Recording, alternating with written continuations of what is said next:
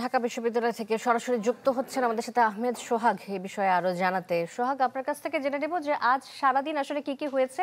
মনোনয়ন জমা দেওয়ার শেষ দিন ছিল আজ, যতটুকু জেনেছি। আপনি যদি বিস্তারিত জানান কি ঘটেছে আজকে সারাদিন এবং পরবর্তীতে কি পদক্ষেপ নেওয়া হচ্ছে। সঠিক মাত্রার কার্বন কম্বিনেশন বৃদ্ধি করে পাইপের ডাক্টিলিটি ও হেভি লোড নেয়ার ক্ষমতা। Falcon MS pipe. শান্তা, আপনি যেমনটা জানিয়েছেন, আজ ঢাকা বিশ্ববিদ্যালয় ডাকসু নির্বাচনের মনোনয়নপত্র জমা দেওয়ার শেষ দিন ছিল এবং আমরা দেখেছি প্যানেলভুক্তভাবে ইতোমধ্যে প্রায় 9টি প্যানেল, যেখানে দলীয় এবং স্বতন্ত্র সহ 9টি প্যানেল কিন্তু ঢাকা বিশ্ববিদ্যালয়ে আজকে ঘোষণা করা হয়েছে। তার মধ্যে একটি প্যানেল, উমামা ফাতেমার নেতৃত্বাধীন যে প্যানেলটি আছে, সেই প্যানেলের পূর্ণাঙ্গ রূপরেখা এখনও প্রণয়ন করা হয়নি, সেটা প্রণয়ন করা হবে আগামীকাল, এমনটা উমামা ফাতেমা জানিয়েছেন।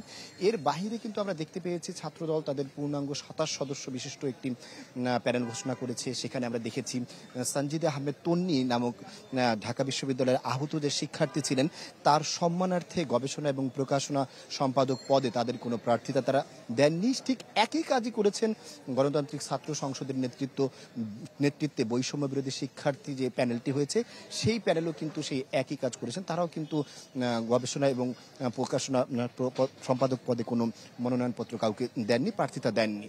এর পাশাপাশি আজ সারা দিন ধরে আমরা দেখেছি ঢাকা বিশ্ববিদ্যালয়ের শিক্ষার্থীরা যারা ঢাকা বিশ্ববিদ্যালয়ের কেন্দ্রীয় ছাত্র সংসদ ডাকসুতে নির্বাচন করবেন এবং হল ছাত্র সংসদে নির্বাচন করবেন, এরা কিন্তু সারা দিন ধরেই কিন্তু বিভিন্ন সময়ে একে একে ধাপে ধাপে এসে ঢাকা বিশ্ববিদ্যালয়ের ডাকসু নির্বাচনের প্রধান রিটার্নিং কর্মকর্তার কার্যালয়ে এসে তারা তাদের আজকে মনোনয়নপত্র জমা দিয়েছেন। এর আগে গতকালই কিন্তু তাদের প্রথম কোনো দলীয় প্যানেল হিসেবে মনোনয়নপত্র জমা দিয়েছিলেন ইসলামী ছাত্র শিবির সমর্থিত ঐক্যবদ্ধ শিক্ষার্থী জোট যেটি করেছেন তারা, সেই জোটের শিক্ষার্থীরা আজ প্রায় আরও 8টি জোট বা প্যানেল যারা আছেন তারা কিন্তু ঢাকা বিশ্ববিদ্যালয় ডাকসু নির্বাচনে অংশগ্রহণ করার জন্য ইতোমধ্যে তাদের পুরোপুরি মনোনয়নপত্র জমা দিয়েছেন এবং আজকের মতো এবং পুরোপুরি এবছরের মতো ঢাকা বিশ্ববিদ্যালয় ডাকসু নির্বাচনের মনোনয়নপত্র জমা দেওয়ার সময়সীমা শেষ করা হয়েছে, যেখানে আমরা দেখেছি প্রায় 5 শতাধিক শিক্ষার্থী মনোনয়নপত্র জমা দিয়েছেন ইতোমধ্যে এবং তারা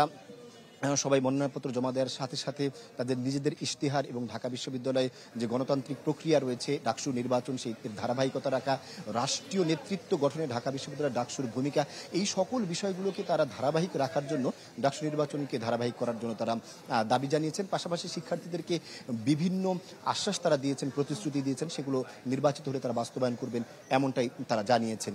এই ছিল ডাকসু নির্বাচনে আজকের ঢাকা বিশ্ববিদ্যালয় থেকে সর্বশেষ।